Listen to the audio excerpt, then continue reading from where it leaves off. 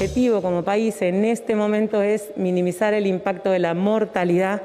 Eso se logra vacunando a las personas que tienen más riesgo de enfermar y morir. En nuestra región, la mayoría de nuestros países vecinos, se ve un aumento de los casos en forma bastante acelerada y en nuestro país estamos empezando a ver en casi todas las jurisdicciones una tendencia al aumento del número de casos y en eso repasar las medidas vigentes. Las fronteras en Argentina para extranjeros están cerradas, se cerró el turismo de países limítrofes el 24 de diciembre, poner en valor el trabajo conjunto de las 24 jurisdicciones con la Nación, con cada uno de los ministerios de los gabinetes nacionales y provinciales y, por supuesto, con la sociedad y el rol que han tenido y que tienen los medios en esta nueva etapa de implementar la vacunación, acceder con la vacuna a quienes tienen más riesgo de tener complicaciones y fallecer, prepararnos para minimizar el impacto de esta segunda ola, que es una posibilidad concreta en Argentina, y no descuidar ninguno de todos estos desafíos, seguir trabajando en conjunto. Cuando los gobiernos no saben qué decir o cuando algo está saliendo mal, empiezan a hablar ambiguo. Empiezan a hablar con medias palabras, empiezan a hablar poco claro. Y esto fue lo que a muchos de nosotros nos llamó la atención ayer cuando el presidente Alberto Fernández hizo su primera cadena nacional sobre coronavirus, inesperada, y no dijo nada. Pero no dijo nada que no pudiera haber dicho en un mensaje grabado, que se difundiera por una red social. No era algo que ameritara semejante cadena nacional en la mitad de la noche. Entonces nosotros, que somos desconfiados, nos empezamos a preguntar ¿qué es lo que está pasando? ¿De qué está hablando? Al otro día llegó esta conferencia de prensa de la ministra de Salud, Carla Bisotti, la heredera de Ginés González García, y tampoco aparecieron grandes definiciones. Entonces, ¿qué es lo que están haciendo? ¿Por qué hay tanta ambigüedad en el mensaje del gobierno sobre lo que viene en materia de coronavirus? Porque a nadie le gusta dar malas noticias, y la verdad que lo que viene es un tiempo seguramente de malas noticias. La Argentina va a enfrentar la segunda ola y no hay manera que se salve porque hasta ahora no se pudo salvar ningún país del mundo. En el hemisferio norte porque no estaban las vacunas y vino el invierno. Acá viene el otoño, va a llegar el invierno y tampoco están las vacunas. Esto hay que decirlo. El plan del gobierno desde ese punto de vista salió mal. Repasemos un poco. Acuérdense que decían que para el 15 de enero iban a llegar 2 millones de vacunas de Rusia. No llegaron. Después iban a llegar los millones de vacunas de Oxford que se fabrican en Argentina, que se iban a envasar en México y que para marzo iban a estar acá. No llegaron. Y entonces también había alguna expectativa de que la Argentina pudiera reducir los efectos de terapia intensiva con el suero equino. El suero equino no resultó tan bueno como se pensaba. Y entonces así estamos, entrando casi en abril, con muy pocas vacunas aplicadas. No llegaron los millones y millones de vacunas. La cifra al día de hoy de vacunas aplicadas es de 4.380.540 dosis. Recuerden que hay una dosis y otra dosis, entonces estamos en ese punto. Y va a ser un momento muy complejo porque nosotros estamos al lado de Brasil. Y Brasil hoy por hoy es el peor escenario de la pandemia. No hay manera que eso no venga para acá. ¿Por qué? Por un motivo muy sencillo. Las mercaderías del Mercosur siguen entrando y siguen saliendo. Lo que hay es fronteras cerradas y algún grado de restricción para que los argentinos no insistan en ir a Brasil. De paso, sepan los que piensen que no pasa nada. Recuerden que hoy hasta Río de Janeiro cerró sus playas, hoy por el coronavirus.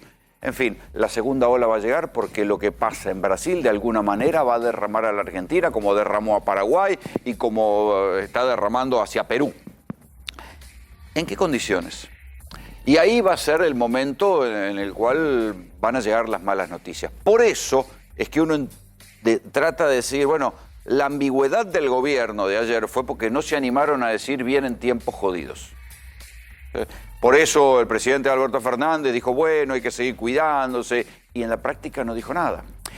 Y no solo no se animan a decir que vienen tiempos jodidos, sino que no se animan a decir que no hay vacunas.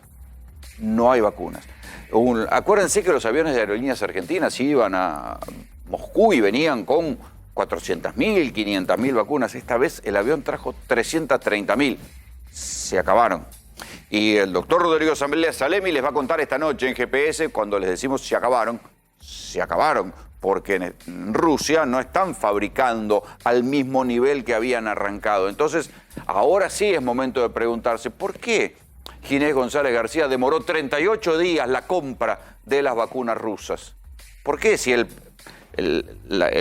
documento entró un día de noviembre y no se aprobó hasta finales de diciembre? Y recién ahí se fueron a comprar las vacunas rusas, y cuando la Argentina quiso seguir comprando vacunas rusas ya las habían vendido porque no definían la compra. Hoy lo único que pudo hacer la ministra de Salud, Carla Bisotti, es un aporte de sinceridad a la causa cuando dijo: no sabemos cuándo van a llegar las vacunas chinas, no sabemos. Las vacunas de las que dispone la Argentina están casi todas aplicadas. Quedan unas pocas, llegan estas 330.000 vacunas rusas, se aplicarán.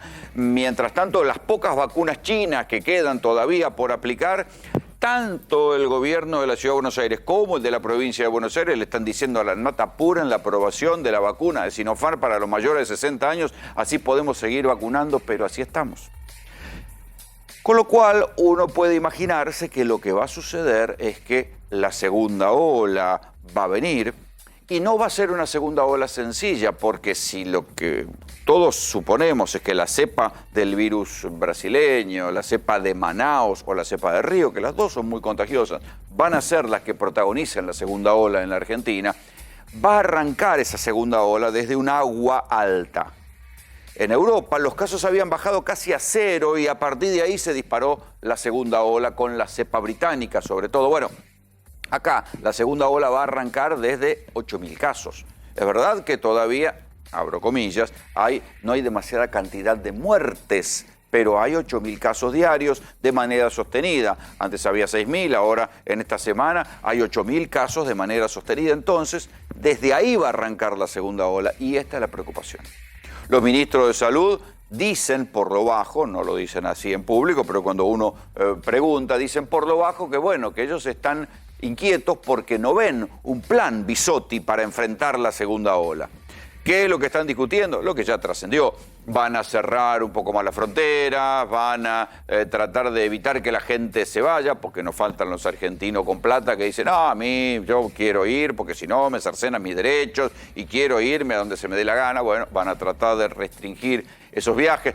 Están evaluando por primera vez la posibilidad que cuando vengan, y dado a la epidemia de test de PCR truchos que se consiguieron en Cancún, en Río de Janeiro, porque hay avivados en todos lados, van a tener que pagar acá el hisopado obligatorio, e incluso si tienen que quedarse aislados 15 días en un hotel, van a tener que pagar el hotel. Va a ser la única manera, pegándole en el bolsillo a los que insisten en salir al mundo, en que se tengan que quedar y se tengan que cuidar del coronavirus. Pero eso no termina de tapar la falta de respuestas del gobierno. ¿Qué va a generar esto políticamente?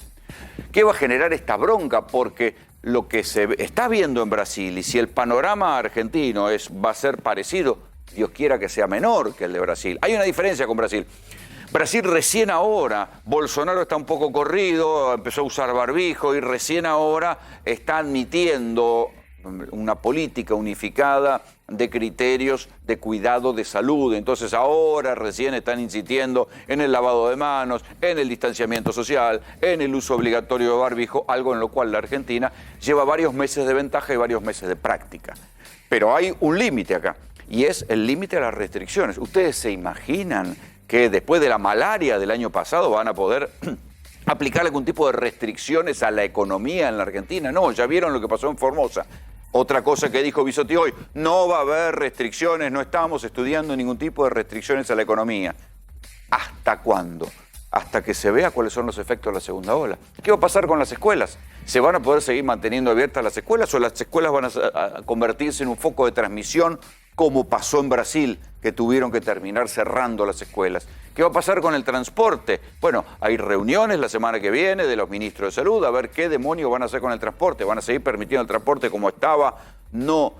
Volvemos a la discusión de los momentos más duros del coronavirus porque todos saben que la segunda ola va a llegar.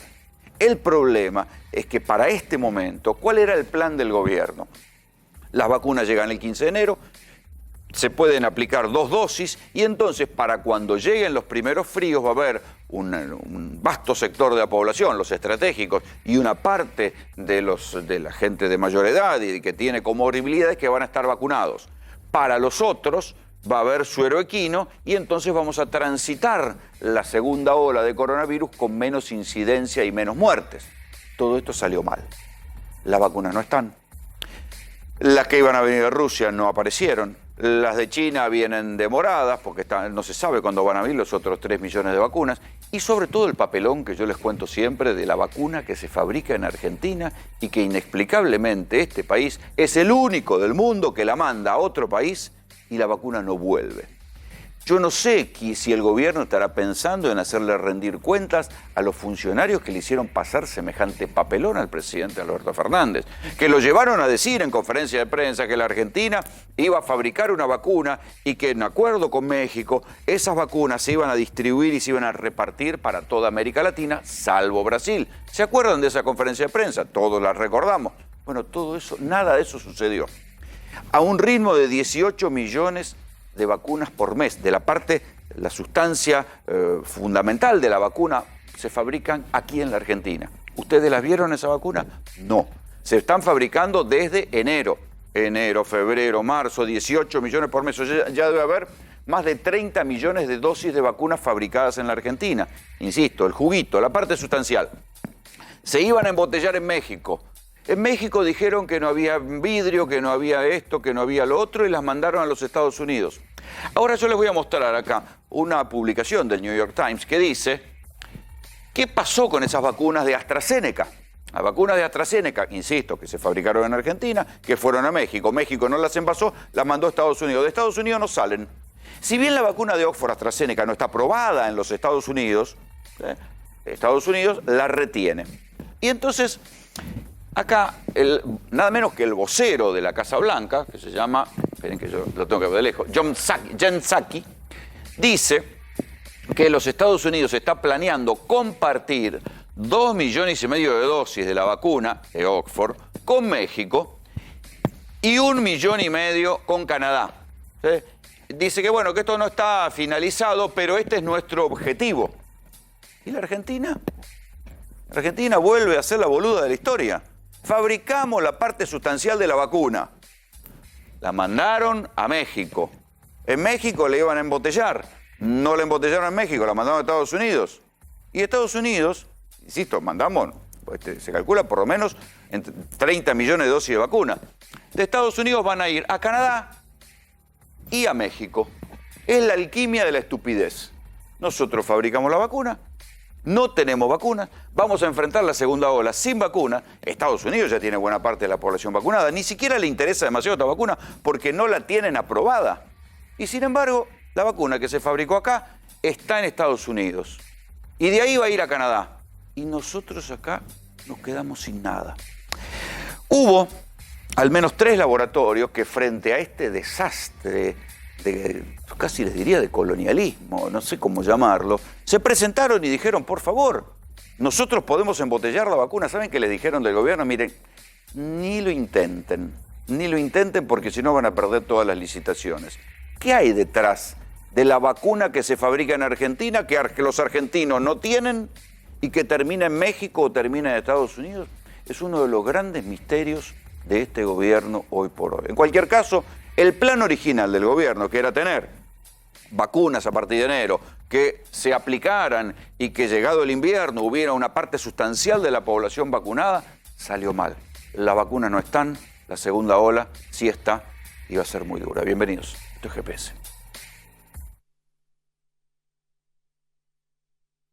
El gobierno restringe los vuelos a los países en donde circula la nueva cepa de coronavirus. Hay preocupación por la suba de casos en Brasil, Paraguay y Chile. Por el momento, descartan el cierre total de fronteras. Brasil.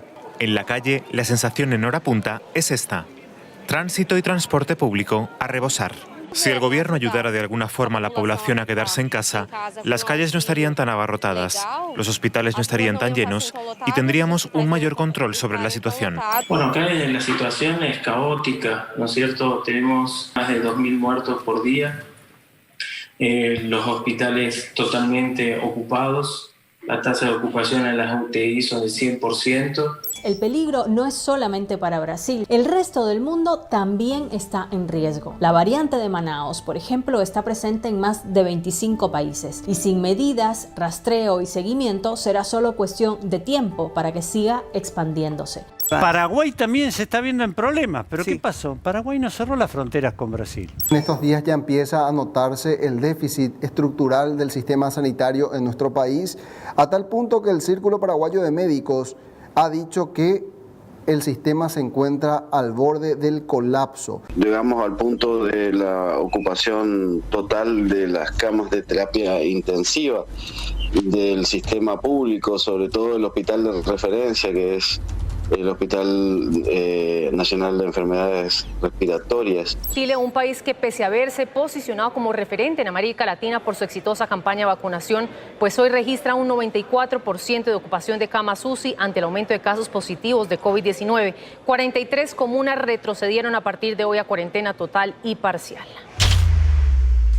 Por eso que esto es algo anunciado, está en Brasil. En Paraguay tuvo que renunciar el ministro de Salud, hay manifestaciones todos los días. Paraguay, que era un lugar que se había mantenido casi aislado de coronavirus, bueno, ahora está desbordado de casos. Chile, que estaba aplicando una vacuna que no es muy buena, pero también tiene un altísimo nivel de casos. Perú vuelve a tener una segunda ola tremenda y en el medio tienen que elegir presidente. O sea, es una situación de caos entre político y sanitario. La segunda ola va a llegar a la Argentina. O sea, alrededor están mal, pero no es que nosotros vamos a estar mejor, sobre todo porque no hay nivel de vacunación. Todo lo que se pensaba que iba a estar, toda la gente que se pensaba que iba a estar vacunada, no está vacunada. Vean esto es Brasil. Es la ocupación de camas y ahora van a ver cómo va cambiando de color.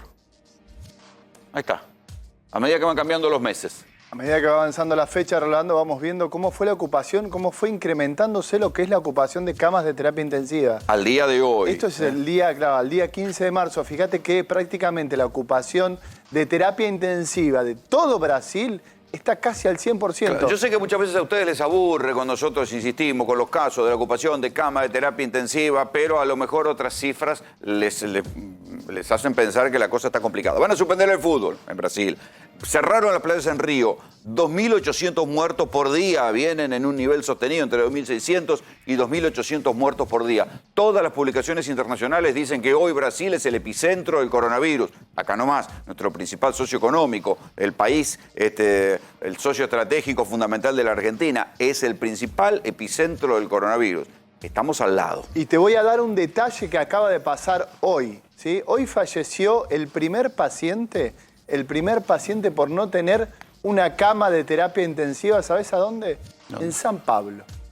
Hoy se empezó con esta elección de a ver a quién le ponen el respirador directamente. O no. Directamente. Ya falleció un paciente que no encontró camas de terapia intensiva en el estado más importante de todo Brasil y es el que mejor capacidad tiene. Y es el que fabrica vacunas, porque hoy, además, también esta semana, a diferencia de lo que pasa aquí, también Brasil fabrica la vacuna de Oxford. La vacuna de Oxford que se fabrica en Brasil, se queda en Brasil. Nosotros no se entiende bien por qué la terminamos mandando a los Estados Unidos. Vean más detalles de lo que está pasando acá nomás, en Brasil. Posso me ajudar, por favor. Eu tenho medo de ser entubado, de morrer. Con su celular y una evidente dificultad para respirar por COVID-19, Fabio Gómez decidió grabar un desesperado mensaje de auxilio desde Brasil. Hoje o médico veio me dizer que eu posso até morrer aqui. Fabio, al igual que otros 200 pacientes del Hospital Regional de Ceilândia en Brasilia, no han podido acceder a una cama de la unidad de cuidados intensivos. El colapso es evidente en este hospital. Los pacientes infectados son tratados en bancas, sillas, incluso en los baños por falta de camas. Es la cruda realidad de la capital de Brasil, donde la ocupación de camas UCI supera el 97%. No tenemos recursos para manejar esta situación. Es desesperante. Pensé que nunca viviría esto y después de un año las cosas se están complicando. Eu tenho 2 filhos para criar. Estou sentindo falta de ar. Esto no es China, no es Europa, no es Estados Unidos, es acá nomás, muchachos. Nosotros estamos preocupados, pero pero trajimos a alguien que hasta ahora había mantenido un poco de optimismo, que es el doctor Jorge Arrachí. Buenas noches, ¿cómo te va? ¿Cómo les va a los dos? ¿Mantenemos optimismo? Yo mantengo la esperanza, no tengo el optimismo, la voluntad de Gramsci, sino la depresión racional de Kant, digamos, que has expresado vos en tu editorial. Pero bueno, me encantaría no tener razón. Bueno, a mí me encantaría tener razón, lo cual siempre me someto a la realidad. Pero hay varias cosas. Primero, la descripción es correcta, estamos rodeados. ¿Te acuerdas la vieja película de La Diligencia? Estamos rodeados. Estamos rodeados. Esto da una imagen obviamente preocupante, pero también es cierto de que hay cuestiones que están planteadas y que a mí me gustaría aclararlas. Vos dijiste que había 3 laboratorios que ofrecieron. Yo quiero saber cuáles son, porque a nosotros no nos llegó nada. No nos llegó nada. Entonces yo quiero saber cuáles son, porque si no, hay mucha fake news, hay mucho enemigo, hay mucho tirando en contra. Fake news. Entonces yo quiero saber Yo no tengo fake news y después, si me da la autorización, por supuesto te lo voy a decir. Bueno, yo quiero saber quiénes son. Y además, hay 2 cuestiones más que quiero precisar. ¿Dónde consta el contrato de AstraZeneca con la Argentina? Si no consta que teníamos que mandar a Brasil eso porque es AstraZeneca... A México, perdón, porque es AstraZeneca latinoamericana, que puso las condiciones en el contrato. Yo el contrato no lo vi, pero hay que estudiarlo. Pero no es un contrasentido que los argentinos estemos sin vacunas. Es absolutamente hoy, con la descripción que das vos y que tengo yo... Están en Estados Unidos las vacunas y Estados Unidos no las usa. Por eso me preocupa saber cuáles son las 3 empresas, porque puede haber 3 empresas. También podemos fabricar en menor escala para nosotros, con el antígeno que produce Bioscience, gracias a la experiencia de biotecnología que tenemos del 2013 con anticuerpos monoclonales, con Sigman en público-privado y la recuperación de científicos. Entonces la Argentina tiene capacidad. Ahora, el contrato que firmó, porque tampoco me consta que haya habido 15 millones de dosis listas para embarcar en noviembre. ¿Las embarcaron? 11 millones. ¿Las embarcaron a Bielorrusia? ¿Lo dijeron, salió publicado en los diarios internacionales? ¿De qué? Que desde aquí salieron 18 millones de dosis. No me consta la vacuna rusa, 15 millones de dosis listas para venir del Sputnik el gobierno en noviembre. Dijo que llegaban en enero 5 millones. Tampoco, bueno, ¿lo dijo eso sí, Ginés? 5 millones. En enero, 5 millones. ¿Qué pasó en el medio? ¿Qué pasó en el medio? Porque hay que relatar toda la película. No quiere decir que vos no tengas razón. Hay que relatar toda la película. ¿Por qué la revista Lancet lanza lo de Sputnik después de 2 meses y medio que tenía las mismas certificaciones que nosotros? ¿Vos te lo preguntaste? Yo lo averigüé. ¿Por qué lo lanza? Porque se le caen a Europa todos los contratos con Pfizer y AstraZeneca. ¿Sí o no se caen? Se cayeron. ¿Qué pasó? No se cayeron. Sí, perdón. La verdad que el problema fue que, al contrario, la Unión Europea tuvo incluso que cuasi decomisar vacunas que se fabricaban en la Unión Europea. No fue así. No fue así. La Unión Europea compra a 14 euros el frasco, con 300.000 millones que autoriza para las economías y 2.700 millones para la vacuna. Le compra Pfizer y AstraZeneca, empieza a vacunar España y Francia, que son los casos que más conozco, dejan de vacunar en un momento determinado por falta de provisión. España y Francia dejan de vacunar. ¿Por qué dejan de vacunar? Porque Pfizer y AstraZeneca empiezan a vender a Canadá, a Estados Unidos, al Reino Unido, a Japón y a Israel a 30, 32 dólares, 28 creo que alguno de ellos. O sea que el capitalismo voraz se come y hace que hoy el 10% de los países tengan el 80% de la ¿Cómo siguió esa película? ¿Cómo? A ver si te acordás cómo siguió esa película. Entonces siguió esa película. ¿Qué hizo Alemania? Fue y le dijo, señores, las vacunas se quedan acá, seguir no la salen. Película, porque yo escribí el guión de esta película. Espérate. ¿Qué hace la Unión Europea? Le pide a la revista Lancet que saque lo de la Sputnik, que le da una pátina. No, antes que eso, ahí te estás olvidando un capítulo.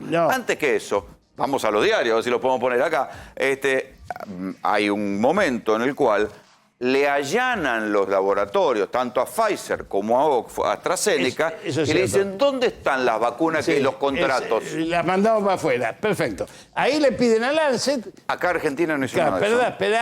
Pará, porque vos, viste, parece que te pusiste otra camiseta. No, tengo la camiseta de los argentinos. Por eso, yo también. Que no tienen la vacuna. También. El contrasentido, es que yo creo que vos no lo ves. No, es que creo que no ves este contrasentido. La Argentina fabrica vacunas y están en Estados Unidos. No tenemos tenemos... Eso es colonialismo. No, bueno, no, perdón. El colonialismo lo ejerce Estados Unidos cuando le impide a México que saque los... Porque yo terminé la película con Lancet. Lancet lanza la pátina de supuesta legitimidad. Todos los países de Europa se van hacia Rusia. Gamaleya saca un comunicado, vos te acordás, Rodrigo también, pidiendo disculpas porque tiene que atrasar porque no le alcanza con Corea del Sur, India, China, Rusia, y empieza a negociar porque ahora se va a fabricar Sputnik en Alemania, Francia, España e Italia. ¿Sí? ¿Estamos hasta ahí? Todavía no se va a fabricar. Y de hecho, vamos, igual que acá. Antes de acelerarte, por ejemplo, porque decimos se va a fabricar y todos pensamos que ya la semana que viene empezamos a tener dosis. Es como el contrato acá. El contrato con Sterling, que es la empresa india que va a fabricar 200 millones de dosis, recién va a comenzar en el último trimestre de este año. Claro, y Richmond todo va a este comenzar, año nosotros no tenemos vacunas. Y Richmond va a comenzar en 18 meses. Pero lo que te digo es lo siguiente. ¿Qué hace la Unión Europea? ¿Qué es lo que tendríamos que por ahí haber hecho nosotros? Ahí te doy una partecita de razón. Cierra las exportaciones. Los campeones del libre comercio y Estados Unidos... Cierra las exportaciones. Y Estados Unidos, que tiene ya acumulados 1.300 millones de vacunas, cierra las exportaciones de los filtros que necesitaban los mexicanos. Y entonces fíjate ahora, es peor todavía. Perdón. Ellos no tienen aprobada la vacuna de Oxford AstraZeneca, pero tienen millones de dosis que van a ir soltando como les parezca. Porque no las quieren, porque hay una guerra de farmacéuticas.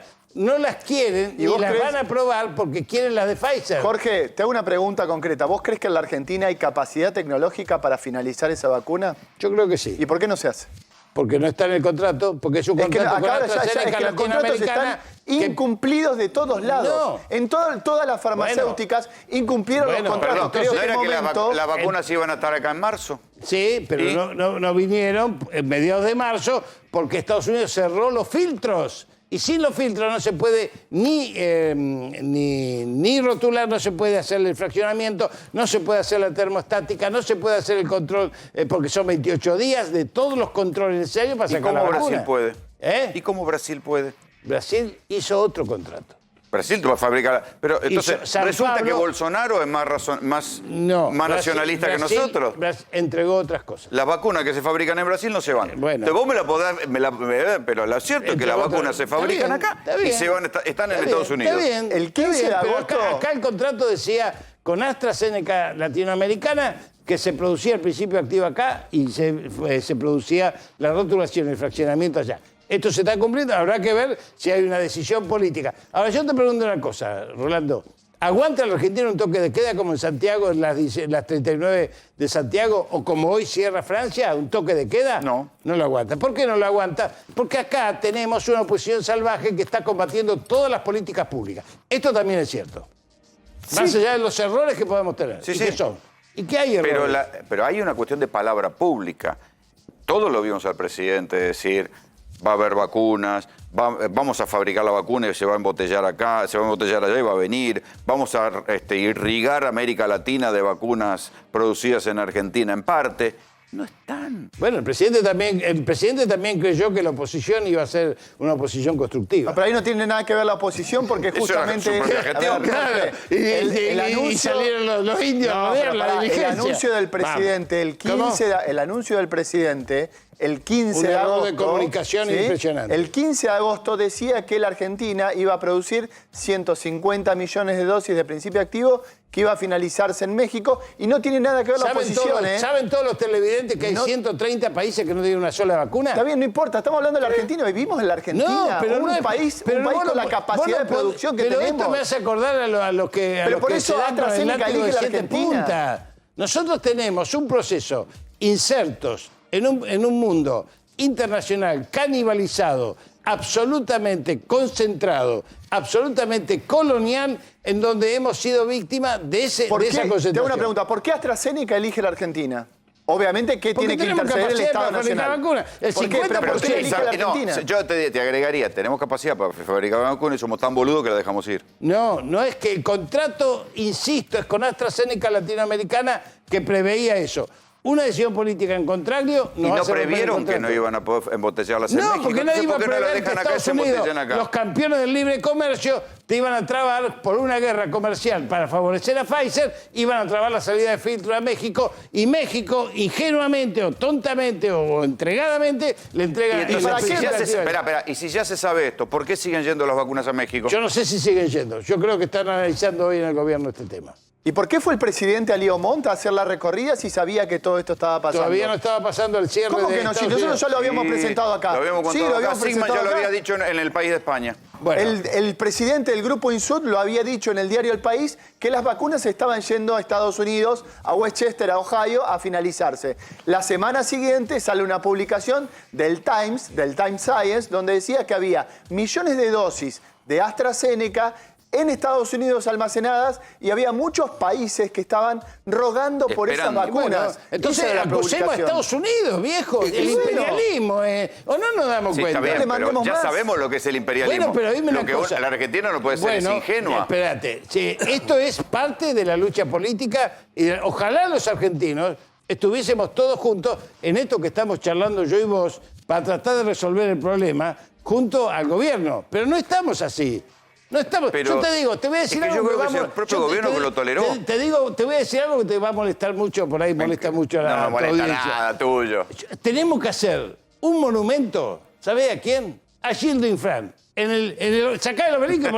¿Sabés por qué? Porque evitó la muerte de miles de argentinos con esa frontera casi seca que tenemos en todo el río Pilcomayo. Y sin embargo, la oposición va ahí a tratar de voltearlo. ¿Por qué? ¿Por qué? Porque tuvo unos modales un poco ásperos. ¿Cómo? Tuvo unos modales un poco ásperos. Mira, los modales son que una juezas como que la autorizan el dióxido de cloro, ahora quieren decirle cómo hacer el aislamiento. No embromemos. Acá hay una campaña muy fuerte y esto creo que hay que denunciarlo con todas las letras.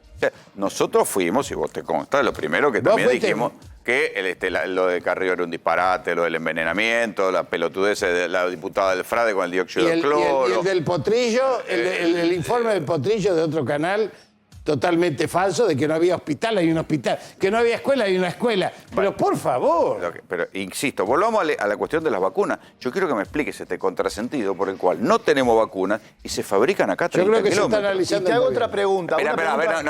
Ahí me das un título. Se está analizando. Yo creo que se está analizando en el gobierno. Pero quiero saber las 3 empresas que se ofrecieron, porque no existen. ¿Qué te puedo cobrar? ¿Viste? No tengo información. ¿Qué te puedo cobrar? Y cambiemos figurita. Dos pizzas, un asado. Estamos vacunando 62.000 personas por día en provincia de Buenos Aires, lo cual, si hay una provisión de vacunas, estamos vacunando... ¿Cuántas son por semana? ¿Cuántos? Por semana. Y sacar la cuenta, por mes vamos a vacunar 1.500.000, 1.800.000. ¿Y cuánto se preveía vacunar por semana? Por semana creíamos que podíamos llegar a los 500.000. No, al millón, dijo. No, el gobierno por dijo semana, el millón.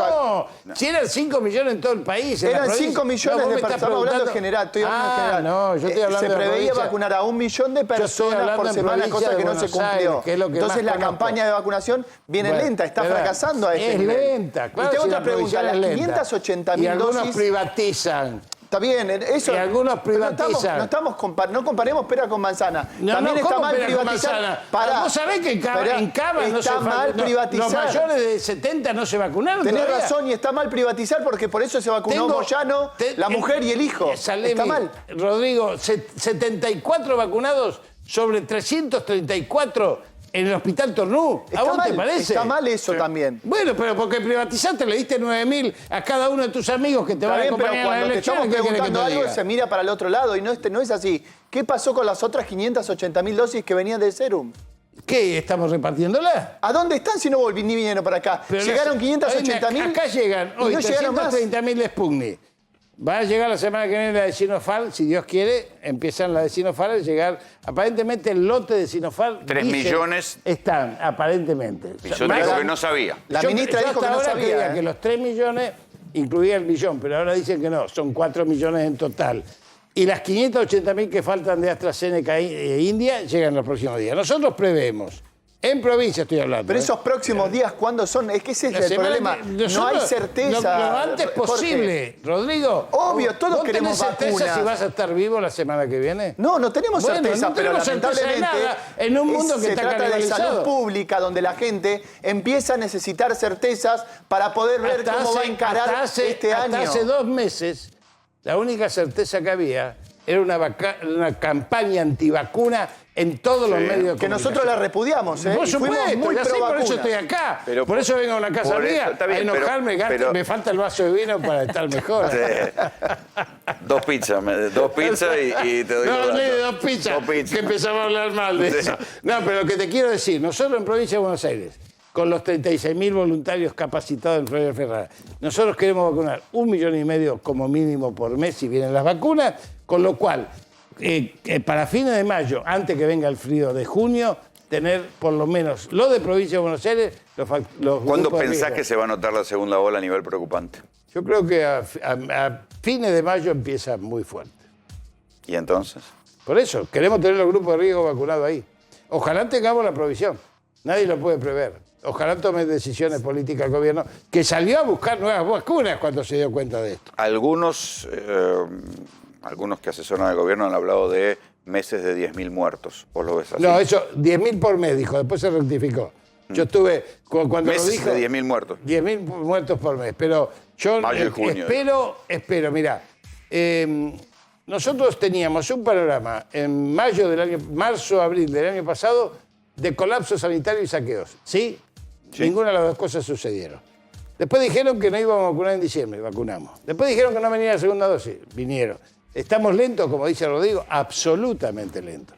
La crisis mundial por las vacunas está clamando desde el Papa hasta la Organización Mundial de la Salud. Nosotros, desde la COPAL, que yo formo parte de la COPAL, venimos pidiendo a través del Parlasur y Naciones Unidas que no haya más patentes, porque en realidad, les voy a dar un dato que no sé si lo tienen. El 99,9% de las vacunas fueron financiadas por los organismos oficiales del Estado. Solamente una, Sanofi, fue financiada, digamos, por empresas privadas. Entonces, ¿cómo se quedan con las patentes los fondos buitre? De los cuales uno de ellos, BlackRock, es dueño de Pfizer. ¿Sí? Se quedan porque van aportando a todos los institutos de investigación a cambio de que después ellos elijan dónde se producen Jorge, y te hago una consulta. ¿Tan difícil sería, ya que tenemos el clon acá en Argentina, porque obviamente que tuvo injerencia el Estado argentino, de que AstraZeneca latinoamericana eligiera un laboratorio argentino, ¿sí?, para poner el clon, para poner el primer adenovirus acá, para poner el primer adenovirus acá? Lo tenemos acá, listo, lo expropiamos, es nuestro, es argentino. Y empezamos a fabricar vacunas argentinas y finalizarlas acá. Ojalá. ¿Tanto cuesta pensar así? ¿Y por qué, ya que en todos lados yo le hago una propuesta de producción. ¿Por qué no lo único que tenés que hacer es declararlo de utilidad pública y listo? No se dignan. ¿No se digna? No se digna. Bueno, hay que pedir. Solo habla, por favor, solo habla con medios españoles. Acá, con Graña, que es un amigo mío, yo te garantizo que acá no te pegan, que podés discutir libremente. ¿No es cierto? Sigman, vení. Solo habla con medios españoles. Claro, porque vive en España, además. Vive en España. Jorge, gracias por venir. No, gracias a ustedes, Rodrigo. Sabés que los quiero, los escucho siempre. 2 pizzas. 2 pizzas y te doy los datos. ¿Sí? 2 pizzas nada más. 2 pizzas, 2 pizzas. Entonces no es cierto. No, sí. Vas a ver. Es solo por orgullo. No te creo. Solo es una apuesta por orgullo. Bueno, gracias. Hasta luego.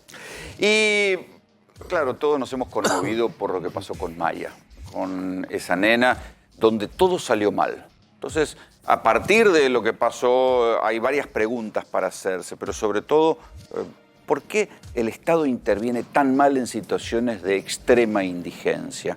¿Por qué el Estado, que tiene su presupuesto, que tiene sus profesionales, interviene tan mal en situaciones de adicciones extremas como las de la madre de Maya?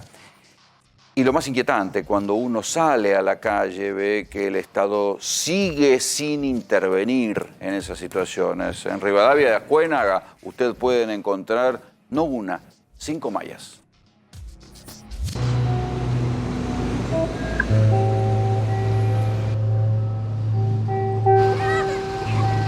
¿Hace cuánto viven acá? De lunes estamos viviendo acá porque acá en Ascuénaga y Mitre estamos alquilando. La señora fue muy mala, le sacó las cosas a la calle. No quisimos hacer la denuncia porque si no iba a ser peor. Ahora estamos acá. El 108 dijeron que le iban a ayudar. Todas las puertas se me cierran. Me dicen que tienen no quieren recibir ni con los chicos.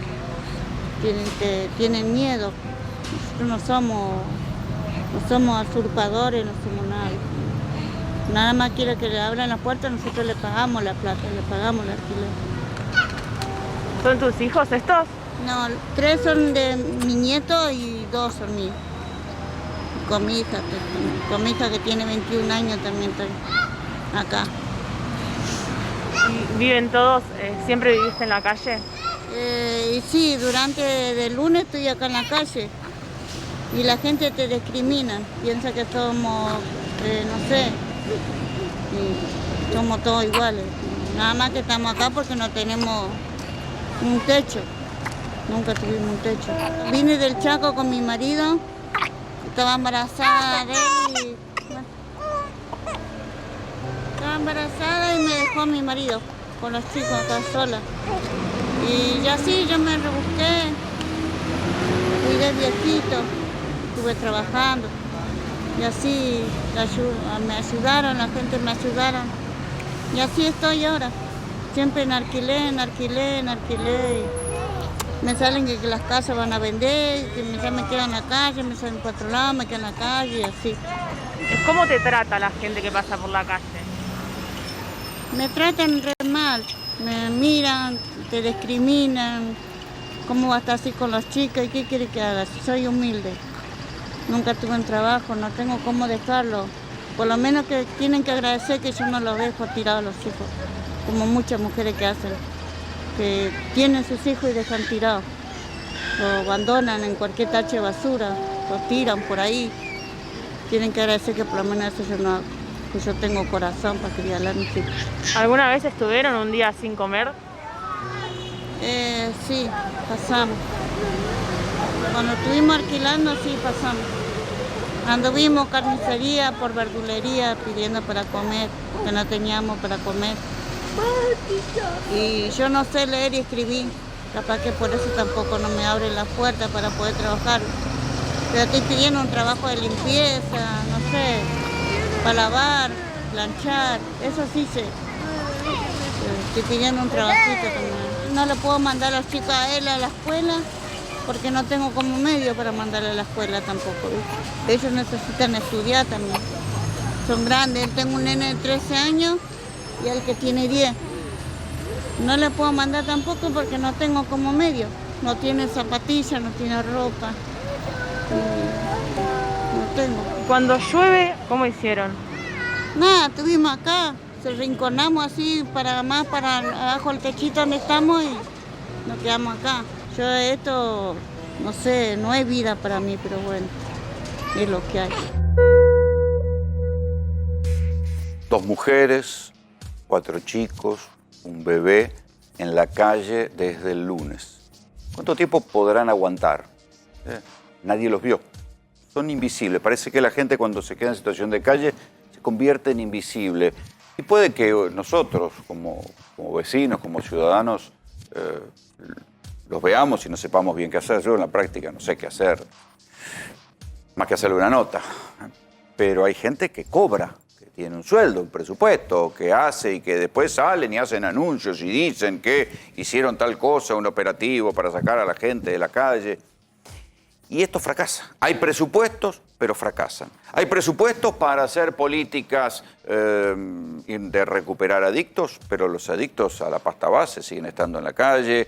Y cuando uno pregunta, dice, sí, pero no quieren ir a los centros de internación, no quieren rehabilitarse. Parece una salida de ocasión.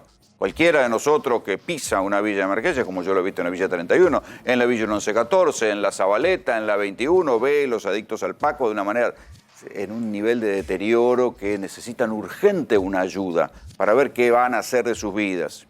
En el caso de Estela y de Maya pasaba lo mismo. O sea, una mujer con severos problemas de adicciones, una nena que vivía con ella en situación de calle en un nivel de precariedad tremendo y las dos intervenciones habían fallado. Y les agrego la intervención judicial que había fallado, judicial y policial, porque el secuestrador tenía una perimetral y la violaba sistemáticamente. Había atacado a su pareja con un arma tumbera. Había una denuncia de que había estado a punto de violar a su propia hija y sin embargo estaba suelto y por eso volvió a secuestrar a otra nena. Quiero hablar con Claudia Enrich, que es coordinadora de Ciudad Sin Techo, porque si habrás visto estos casos, ¿no? Todo el tiempo. Ya hace 10 años que estamos en las calles trabajando, acompañando e intentando hacer lo imposible casi en la calle justamente, con gente en situación de calle. ¿Qué pasa con los pibes en situación de calle? ¿Qué tema? Porque escuchaba a la señora que la gente los abandona y la verdad que no es eso lo que sucede. Con los niños, niñas, como decimos ahora, lo que sucede es que puede ser, como el caso de esta chica que ahora apareció en pantalla, que hay muchas, se hayan escapado de sus hogares por violencia. Entonces buscan familias que no son de sangre, sino que son familias y redes que se construyen en la calle. Es muy distinta la familia de calle que la que todos nosotros conocemos. Tienen otro tipo de lazos y otro tipo de códigos. Eso es muy importante saberlo. ¿Y qué es lo que sucede? Cuando el lazo es sanguíneo y está mamá, papá, niño, niña en calle, viene el consejo de niñez una vez, 2 veces, 3 veces y les avisan, mamá, cuida a tu hijo, porque va a pasar tal cosa. Pero mamá, como la señora que acabamos de ver recién, no sabe leer ni escribir. Y esto sucede en gran parte de los casos. Entonces, ¿qué sucede? Firma, no sabe lo que firma. Segunda vez, consejo de niñez, mamá, te avisamos, tenés que cuidar a tu hijo. Y la mamá vuelve a firmar sin saber qué. Y a la tercera vez, literal, y tenemos casos reales así, 5 de la mañana, Teatro Liceo en pleno congreso, todos conocemos el lugar, ¿qué sucede?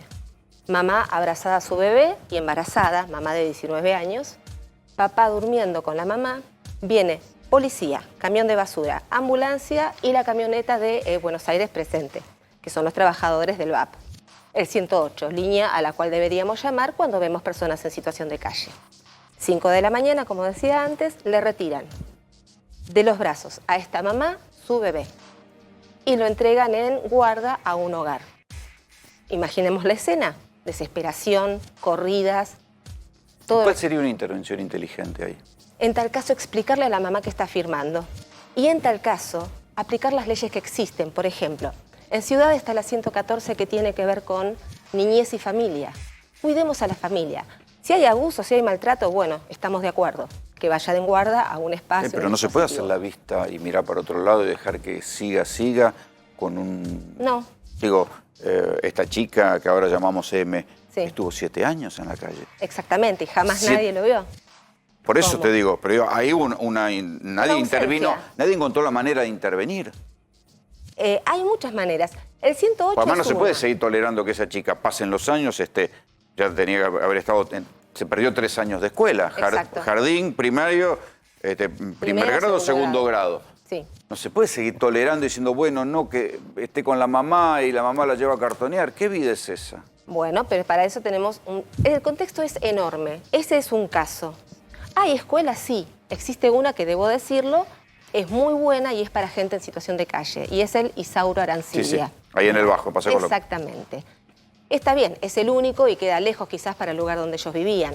Pero tenemos algunas familias que van ahí. Ya empezaron las clases para todos en el Isauro Arancibia. Ya están. Igual no es fácil, porque el modo de vida que tenía, por ejemplo, esta familia está en la zona de Villa Lugano. Y movilizarse no es fácil. Tenés que ir caminando, no te dejan subir al colectivo si estás en situación de calle.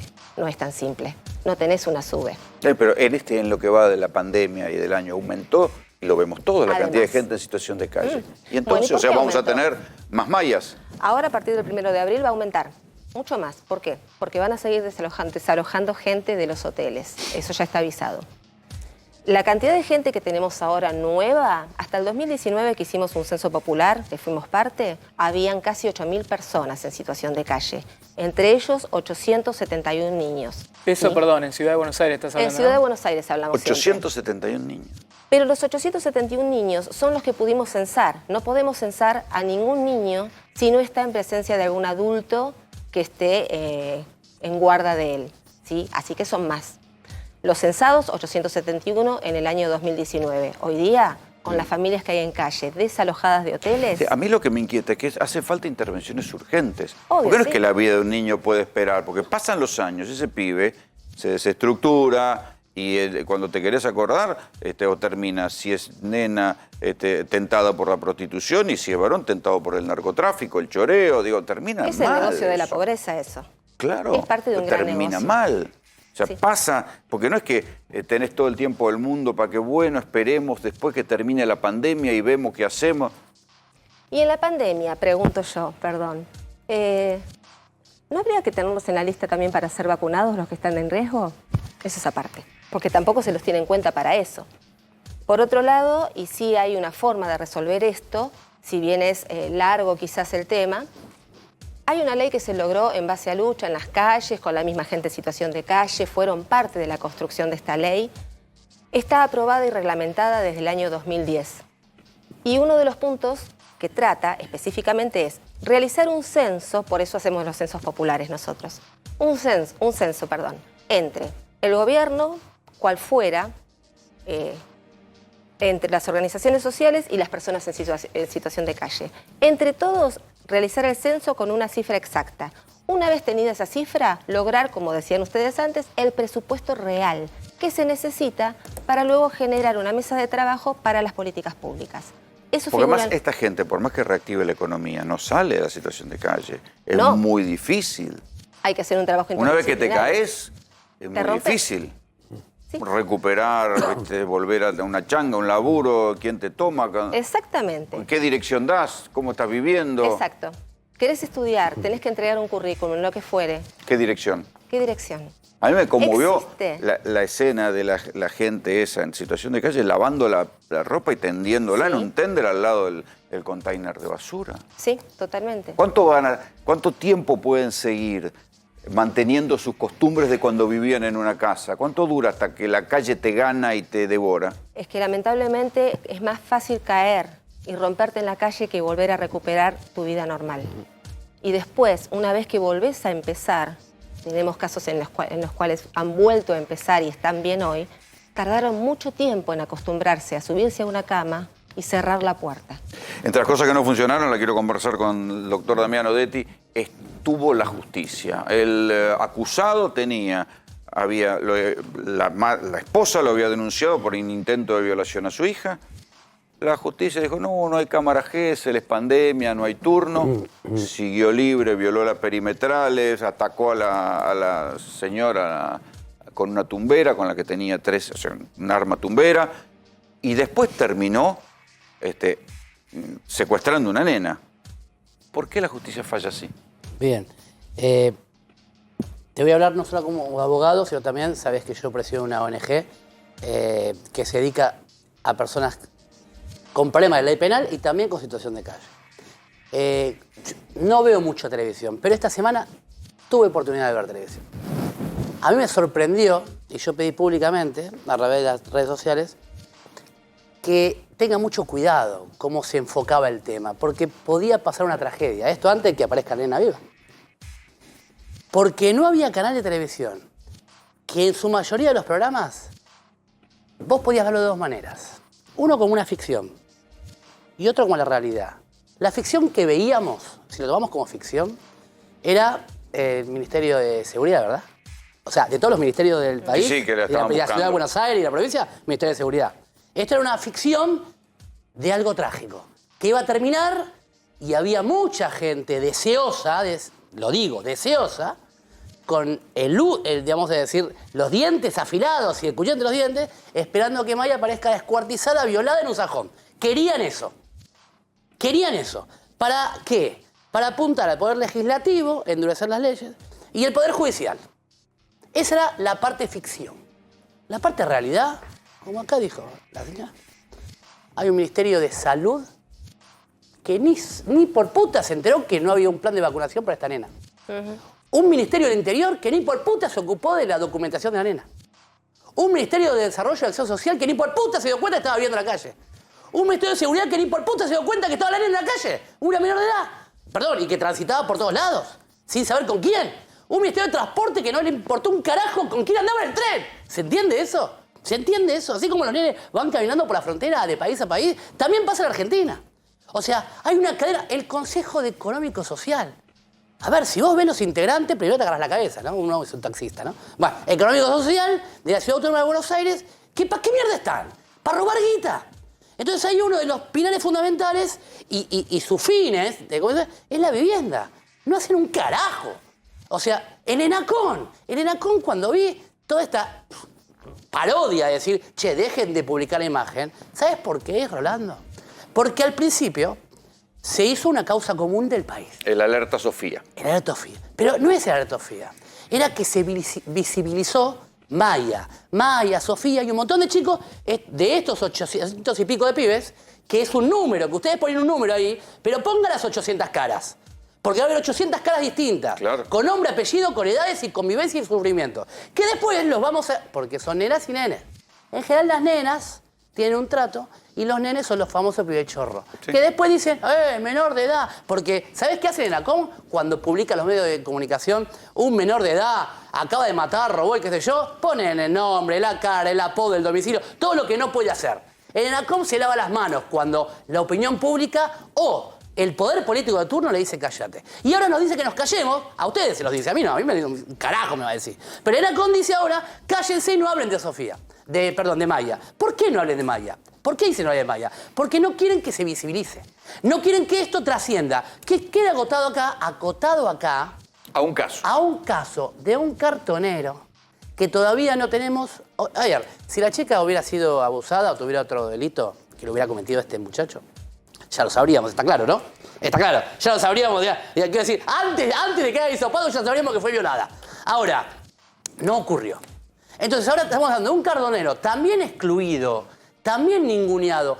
Escúchame, Rolando, estuvo durante varios días un hombre, donde teníamos todo el mundo en la televisión, claro, el muchacho está ahí si no tiene televisión, porque no tiene casa. Quiero decir, y si para a un lugar a pedir comida, no va a haber televisión. Va a ver qué comida sobró del plato para pedir la sobra. Es la realidad, ¿está?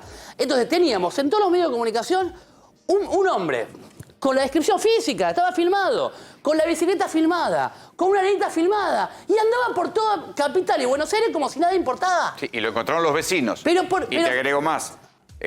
Hubo dos alertas de una vecina, habló a las 20:15 y dijo, está en tal cuadra en Luján. 12 horas después estaba en el mismo lugar. Bueno, y la policía no había ido y ahí lo encontraron. Yo te cuento, yo he rescatado de la calle varios menores de edad. Por uno se hizo una denuncia penal. Que el padre, sin saber que le pedía a la madre llevarlo a mi casa para que no se muera. No se muera porque tenía un problema psicótico en ese momento. Y llevarlo al médico, el otro, aquello. El padre denunció la desaparición. Yo tuve que llamar por teléfono, hacer una videollamada, mandárselo a la oficial de turno para que vea que estaba conmigo, con el DNI, con él, y que vengan a buscarme. Pero no podía trasladarme por la pandemia. O sea, yo vivo todo eso. Ahora, tenemos dos personas excluidas en este caso, sin perjuicio de la causa... Porque también el cartonero es un excluido. Por eso te digo, la madre y la nena. Sí, hablamos realmente, la madre es por ahí, a ver, es una adulta, es vulnerable porque el cartonero también es adulto. Vive en la calle, tendría problemas de adicción, pero tiene una contención porque salimos a ver a la prima, a la hermana, a la abuela, hay toda una familia. Ahora esta nenita... Pero el otro no tiene contención porque lo denunciaron la propia familia porque violaba a todo el mundo. O capaz que tiene una discapacidad de retraso madurativo, como dijeron, no lo sabemos. Pero ¿por qué se esconden todas estas cosas? ¿Por qué se esconde? Porque no importa.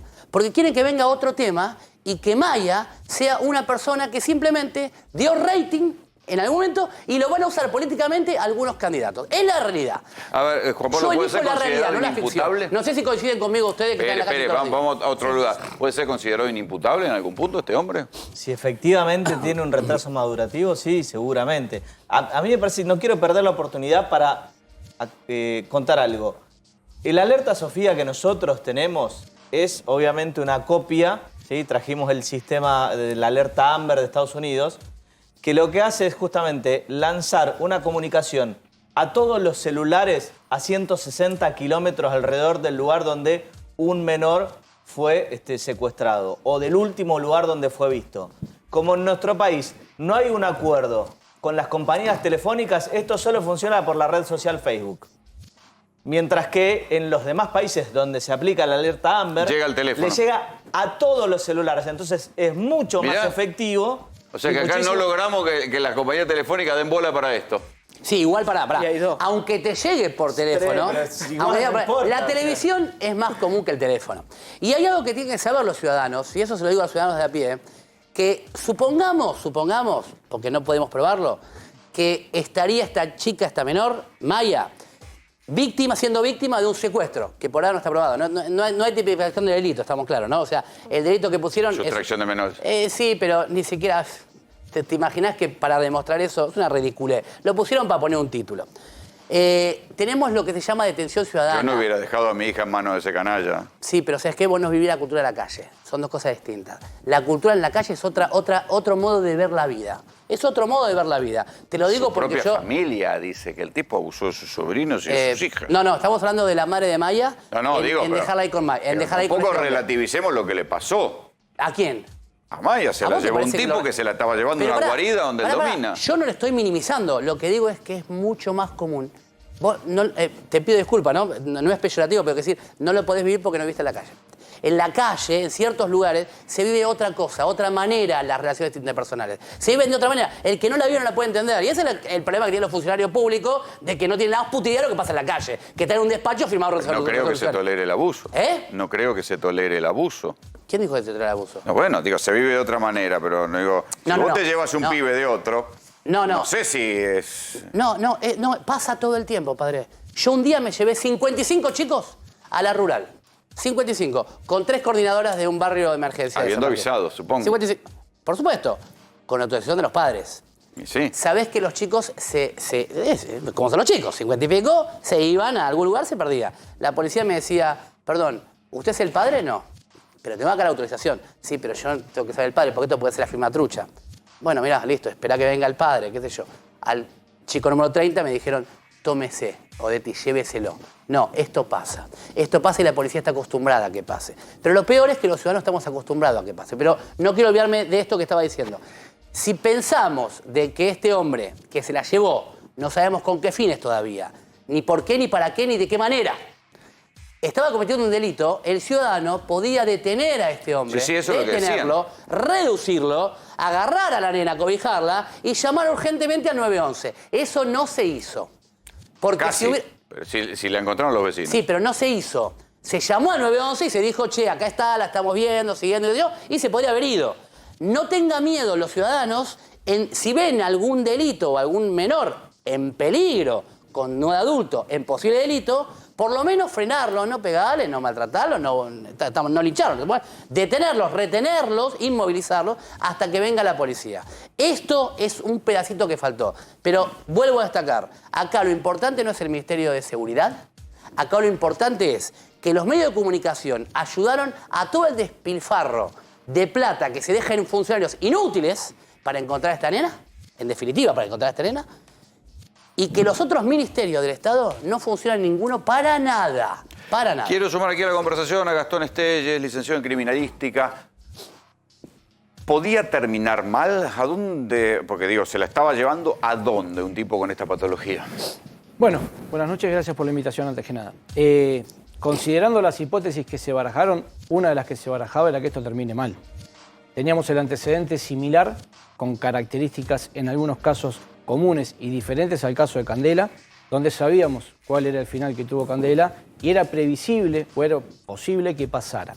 Ahora lo que hay que hacer es con el detenido, teniéndolo ya ubicado, tratar de reconstruir hacia atrás qué fue lo que hizo, dónde anduvo, con quién habló y tratar de que él diga dentro de sus capacidades cuál fue el motivo. Recién hablaban de lo que es la inimputabilidad.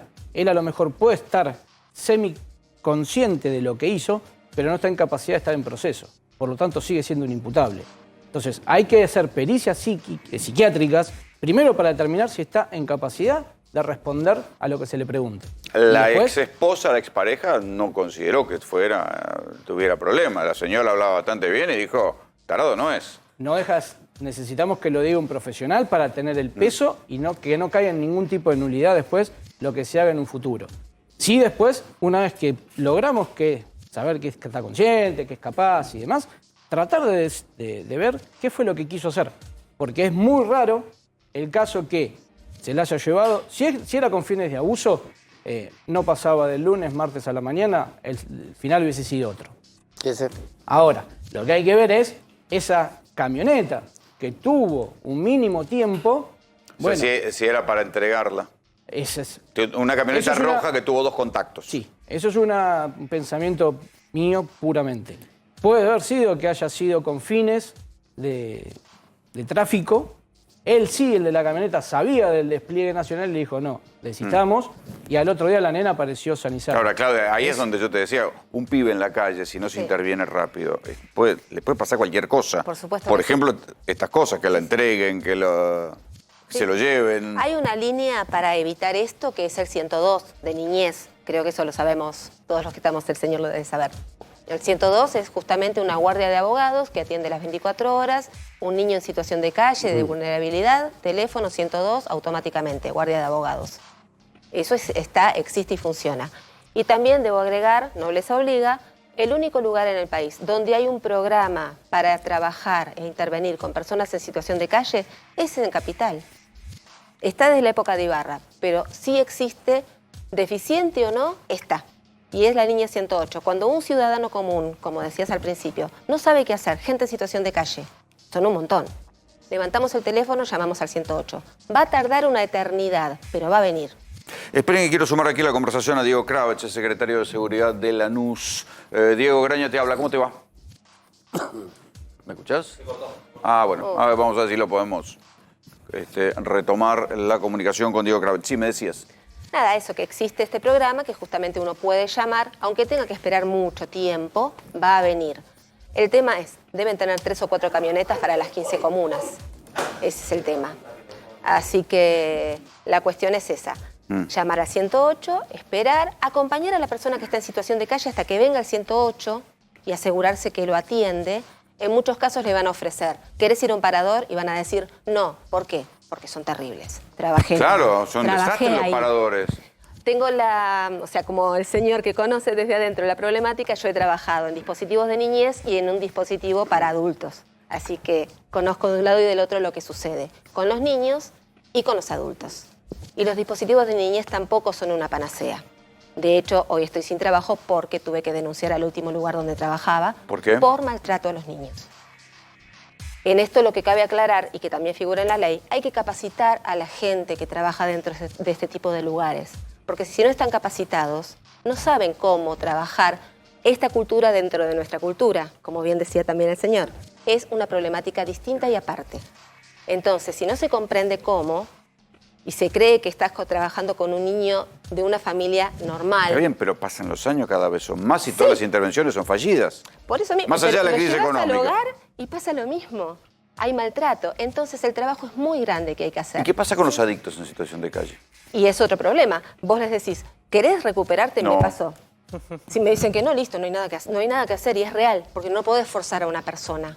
Pero sí me ha pedido ayuda. Pero esa persona es peligrosa para sí, para terceros. Sí. Bueno, si es peligrosa para terceros ya estamos hablando de otra cosa, pero hay una sola camioneta para el examen psiquiátrico y si no quiere subir, no lo podés forzar. Es un tema. O sea, hay muchísimos puntos a tener en cuenta sobre esto. Por eso hay tanta gente y por eso se eterniza también. Pero si la persona te pide ayuda y te dice, sí, necesito salir, no puedo más, como me pasó con una niña de 16 años embarazada, que hicimos un relevamiento en el año 2020. Nos pidió ayuda. ¿Y qué es lo que hacemos en ese momento? Hay algunos dispositivos donde uno va, acompaña a la persona, atiende las 24 horas, depende del cedronar y en ese momento se le hace la pericia psicológica y se ve si la persona está para ser internada en el momento a donde corresponda. Pero fíjate, en el caso la señora, la mamá de la chica, no quería ir a ninguna terapia. Es más, no quería recibir ayuda del Estado porque tenía miedo que le sacaran la nena, lo que vos decís. Porque sabía que eso iba a suceder. Está bien, pero eternizaba una situación delirante para ella y para la nena, peligrosísima. Entonces alguien tiene que decir, tiene que ponerse los pantalones y decir, señores, hasta acá se llegó con esto. Y bueno, habrá que cumplir con las leyes que existen y poner el presupuesto adecuado y gente que sepa trabajar adecuadamente. Porque ese es el tema también. Aquí tengo, ahora sí, vía Zoom a Daniel Arroyo, ministro de Desarrollo Social. Daniel, ¿cómo te va? Muy bien, Rolando, buenas noches y un gran gusto. Bueno, supongo que habrás seguido el caso de la chica M y todo lo que hay alrededor y quiero escuchar tu análisis. ¿Cómo te va? Sí, lo he seguido, estoy en contacto permanente con la ministra de la Ciudad de Buenos Aires, he seguido todo el acompañamiento que han hecho ahora con la madre, con la chica. Primero, claramente, está en la situación más crítica, es personas en situación de calle, la chica que no estaba escolarizada, una situación realmente muy, muy compleja. Yo creo que hay varias cosas acá. La primera es el tema de vivienda. Tenemos que resolver el tema de vivienda, nosotros estamos avanzando.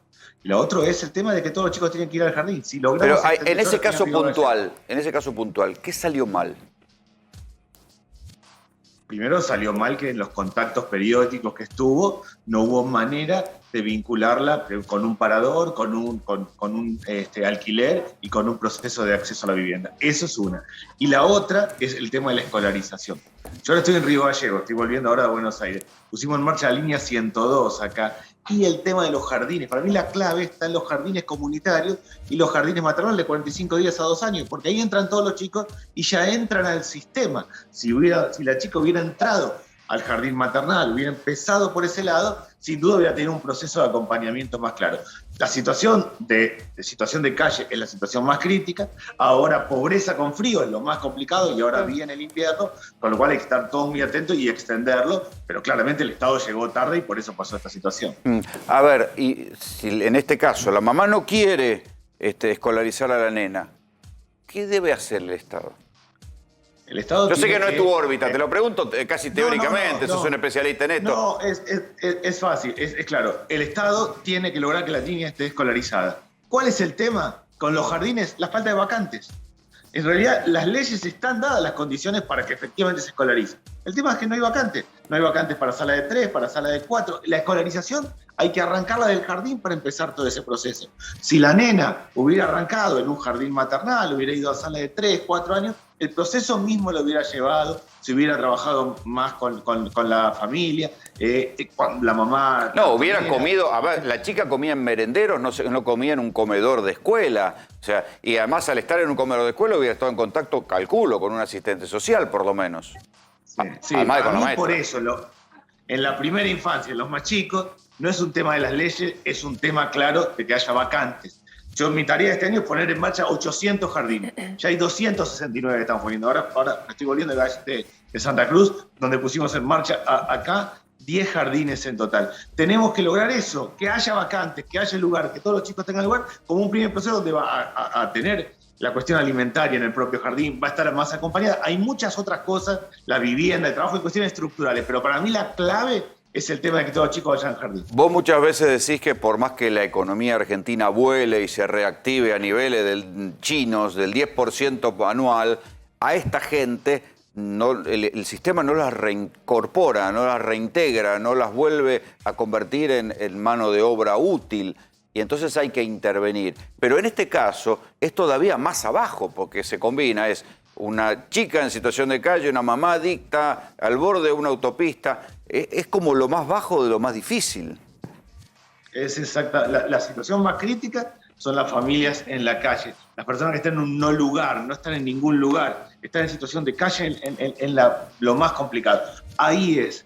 El Estado, en realidad, el responsable es el Estado. Yo formo parte del Estado, hoy soy ministro de Desarrollo Social, me cabe a mí también este esquema. Ahora, claramente, si la economía mañana vuela a tasas del 9%, si la soja está a 900, no llega a estos sectores. Es una política donde, por ejemplo, el tener el documento, por eso es tan importante lo del jardín, tener el documento es la asignación universal por hijo, tarjeta alimentar, todo un equipo interdisciplinario que va acompañando, la posibilidad de acceso. Fíjate el caso, la mamá pensaba que si se sometía, o sea, que si escolarizaba o le daba documento a la nena o sacaba a ella una UH, iba a quedar en evidencia su mala educación, que estaba criando a la piba en situación de calle y era adicta.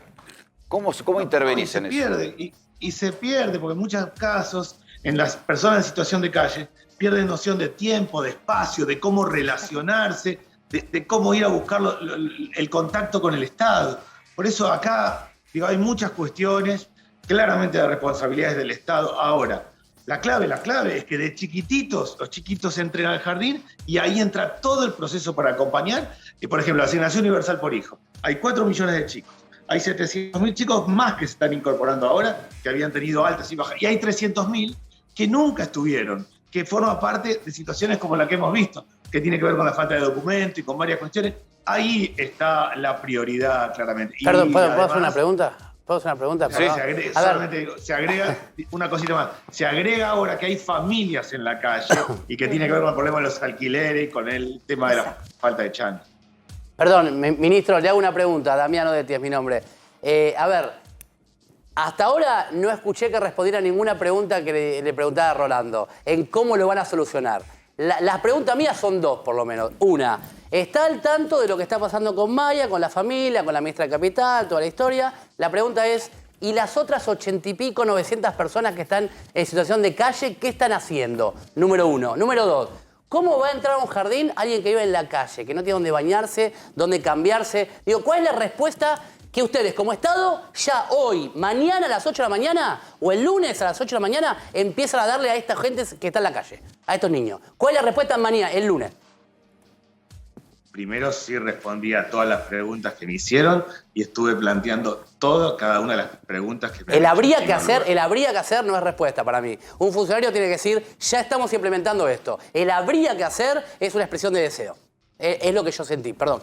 Es lo que yo sentí. Bueno, yo le dije que pusimos en marcha ya 269 jardines de los 800 y que estamos recorriendo. Estoy en este momento volviendo. Me queda clarísimo eso, pero la pregunta es, el lunes, con los pibes que están en la calle, con los menores de edad que están en la calle, niños, niñas, como le quieran llamar a ustedes, digo, ¿qué hacen con los menores que están en la calle hoy día el lunes? El lunes que viene, dentro de 2 días, que ya empieza el otoño y el invierno. ¿Qué hacen con esos chicos? ¿Cómo los sacan de la calle? Pero eso no es competencia solo del Estado Nacional. Está en la ciudad de Buenos Aires. No, obvio, sí, todo. Acá esta chica vivía en Capital Federal. Más allá de que quién es de competencia, acá está toda la red de paradores, hay todo un esquema de trabajo con las personas en situación de calle, hay equipos móviles permanentemente y hay muchas dificultades. Hay muchos que están trabajando, hay muchas organizaciones sociales, el Estado se han extendido los paradores. Al comienzo de la pandemia pasó algo que no había pasado antes, es que mucha gente aceptó ir a los paradores y por eso en la primera etapa de la pandemia, donde se cerró tanto la actividad, hubo más gente en los paradores, hay todo un dispositivo y claramente hay muchas dificultades. Porque no estoy contando habría. Si no son estas las políticas que estamos encarando. Ministro, muchísimas gracias por el contacto. Muchas gracias, Rolando. Bueno, ahora va a haber que ver qué pasa, cómo continúa esto. Digamos, yo quiero creer que después de semejante conmoción social va a haber una intervención inteligente en este caso. El problema va a ser los que no son este caso. Digo, porque nosotros salimos ayer mismo a una calle y encontramos 5 pibes, sí. Un bebé en situación de calle. Uno. Yo vi uno, digo, en la nota mostramos uno, digo... va a ser difícil. Imagínate un bebé en situación de calle, viene el otoño, ¿qué es? Viene el frío y viene un programa que tiene el gobierno de la ciudad que se llama Prevención Frío, que va desde el 1 de junio hasta el 31 de agosto, donde intervienen rápidamente las camionetas del VAP, Buenos Aires Presente, para llevarlos a paradores. No quieren ir. Estamos de acuerdo en que no quieren ir porque no está preparada la gente para trabajar, ya lo había dicho antes. Pero es un dilema. Claro, suponete que suponete que hicieran al revés, sí. No lo fueran a buscar. Terrible. ¿Qué diríamos todos? ¿Dejan a los pibes que se mueran de frío en las calles? Claro, pero aparte de eso, tenemos otra opción más. Existen los subsidios habitacionales donde te dan un dinero para poder ir a un hotel. El tema es, acá tenemos 2 temas, si lo puedo empezar y terminar. Un tema es, las habitaciones, el dinero que te dan es 5.000 pesos si sos una persona sola y 8.000 pesos si vas con familia. Los hoteles salen 12.000 pesos, por un lado. ¿Por qué hablo de la ley en un principio? Porque si contamos y sabemos qué cantidad exacta de personas en situación de calle hay, vamos a poder tener la cantidad necesaria de presupuesto para que puedan ser hotelados y luego trabajar con las familias que están bajo techo. Esto no sucede. ¿Por qué? Porque el gobierno, cuando nosotros dijimos que habían casi 8.000, dijo que había 1.154 personas. Tenemos una diferencia de números muy grande. Entendemos que no va a alcanzar para 1.154 lo que nosotros decimos que son casi 8.000. En otras partes del mundo, en Europa, hay, por ejemplo, directamente hay lugares construidos por los estados para que las familias en situación de calle puedan ir a vivir ahí en una especie de alquiler subsidiado o simbólico y puedan vivir.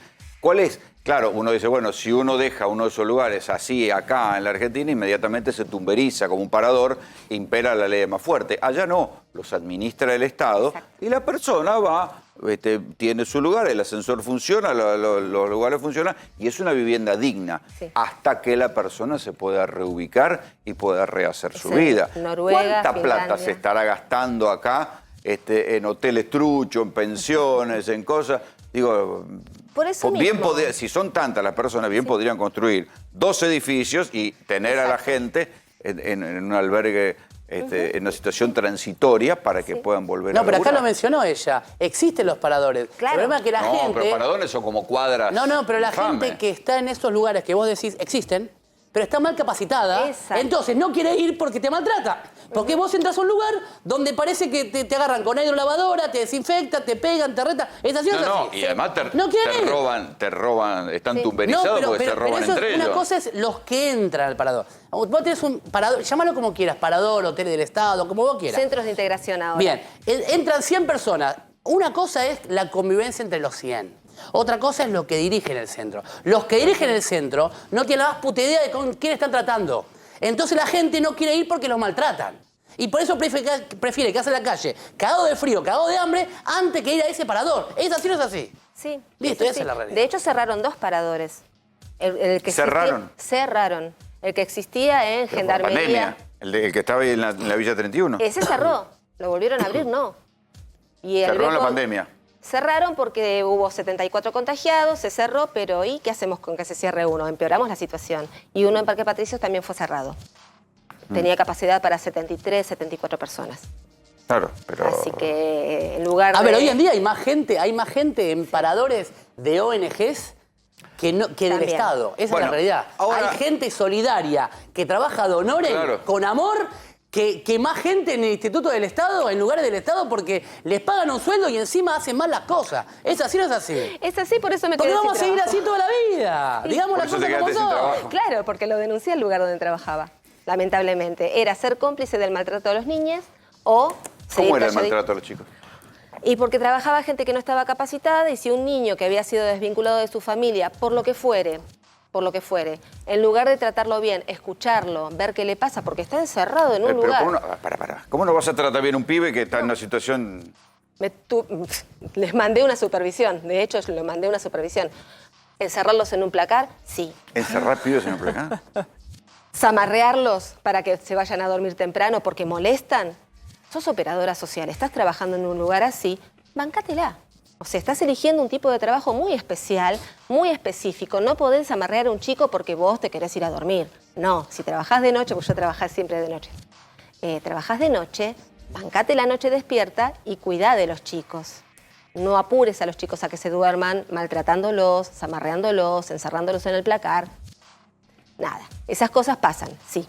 Y bueno, justamente esto sucede. Si sos niño y empezás a vivir así, cuando cumplís los 18, ¿qué ganas tenés de seguir Además, si no adelante? pueden manejar un pibe, me imagino si tienen que lidiar con un adolescente. Imagínate, yo empecé trabajando para adolescentes mujeres, que es mucho más difícil, porque las mujeres somos más complicadas y más violentas en el momento de estar en situación de calle.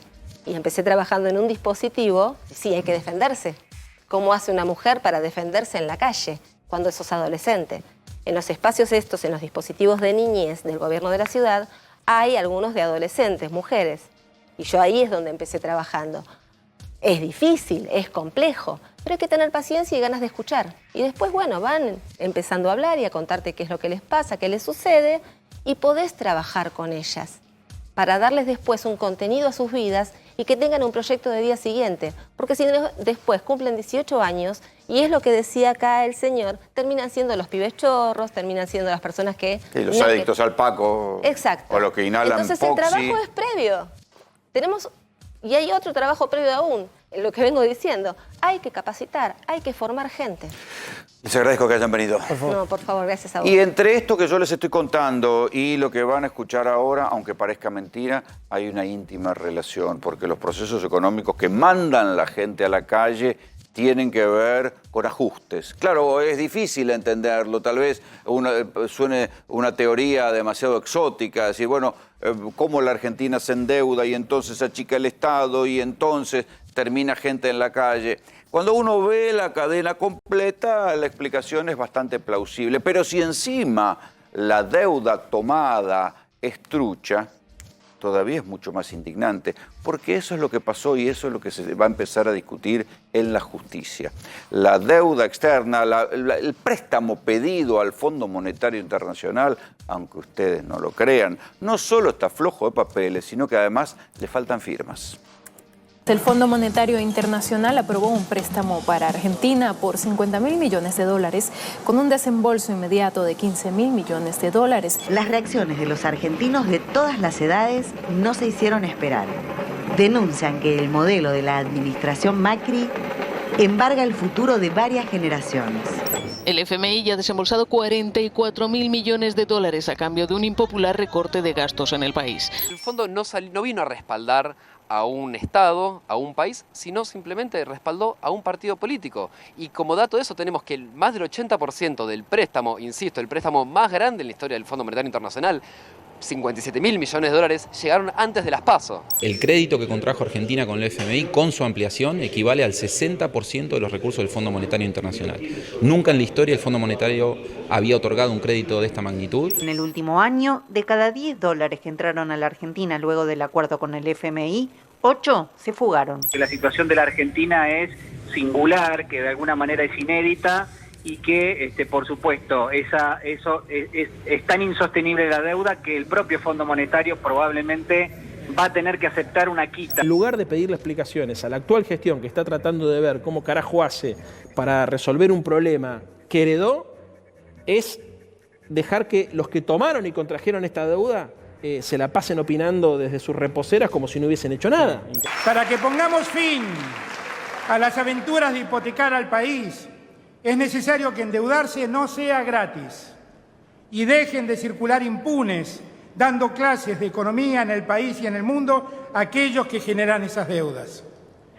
Por eso he instruido a las autoridades permanentes para que formalmente inicien querella criminal tendiente a determinar quiénes han sido los autores y partícipes de la mayor administración fraudulenta y de la mayor malversación de caudales que nuestra memoria recuerda. Gobernaba Macri, parecía que Macri no se iba a ir y que no había 2019 para la oposición. Surgió un pedido de investigación, de información, donde alguien dijo, che, pero ¿quién pidió la plata al FMI? Y se abrió una causa judicial y el juez pidió datos y no aparecían. Y todos los papeles que aparecieron fueron predatados, o sea, se había pedido una cantidad de $54.000 millones al FMI, pero nadie ponía la firma, nadie ponía el gancho, no había un pedido de Hacienda, no había un decreto, no había un decreto pidiendo la plata, no se había consultado al Congreso, por supuesto, y esas son solo algunas de las irregularidades que hay en el pedido de deuda. Ustedes dirán, bueno, es una cuestión formal. No, no es una cuestión formal, porque esa plata se utilizó para que buena parte de los que habían metido plata en la Argentina y que se querían ir porque veían que se venía la debacle, hicieran la salida de los capitales. Ahora todo eso ha llegado a la justicia. Félix Kraus es titular de la Oficina Anticorrupción. ¿Y esto es lo que van a denunciar? ¿Qué más irregularidades hay? Esto es lo que denunciamos, vos lo presentaste bien, hiciste una síntesis de la primera parte de lo que nosotros creemos que es la secuencia delictiva del endeudamiento, ¿no? Hubo primero la situación ruinosa que generó las condiciones de esta segunda parte. El endeudamiento en el mercado financiero internacional con los privados, con los fondos que vinieron a hacer negocios con el endeudamiento en pesos, con las tasas tremendas que nosotros recordamos, llevó a donde tenía que llevar. Pero esto habitualmente era una crítica política, no era una causa judicial. Eso es el contexto.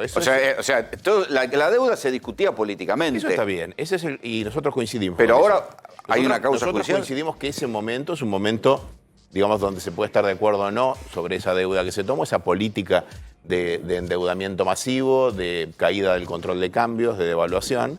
Ahora, como eso llevó a la ruina 2 años después, en el otoño del 2018, ahí salieron corriendo a buscar el préstamo, el empréstito del Fondo Monetario Internacional, tan al galope y sorteando, como vos recién describiste, la intervención del Congreso y las condiciones en las cuales podía tomarse sin que intervenga el Congreso, que están previstas en la... O sea, ignoraron todos los papeles. Ignoraron los papeles y mintieron. Y además ignoraron los dictámenes del Banco Central porque para tomar deuda en condiciones tan excepcionales, el Banco Central tiene que opinar sobre el impacto en la balanza de pagos. Y ¿El Banco Central no opinó? Por supuesto que no, claro.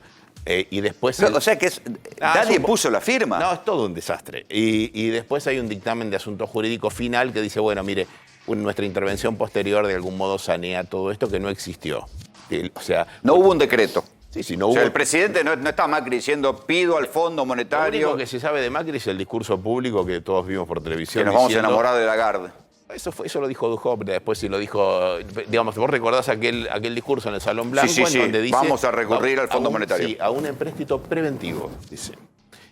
Preventivo nada, estaban desesperados porque no había un solo dólar y ahí empieza para nosotros la administración infiel. Pero ¿por qué no podría ser un error de política y no un delito? Porque se toma... Me pongo del otro lado. Sí, claro, desde luego. Porque se toma esa deuda para garantizar que todos los que estaban desarmando sus posiciones en pesos, corriendo para ir a buscar sus dólares y asegurar sus ganancias, tuvieran esos dólares. Está bien, pero no está probado que hayan cobrado por otro lado por haberlo hecho. Eso vamos a verlo. Queremos saber quiénes son los que compraron los dólares.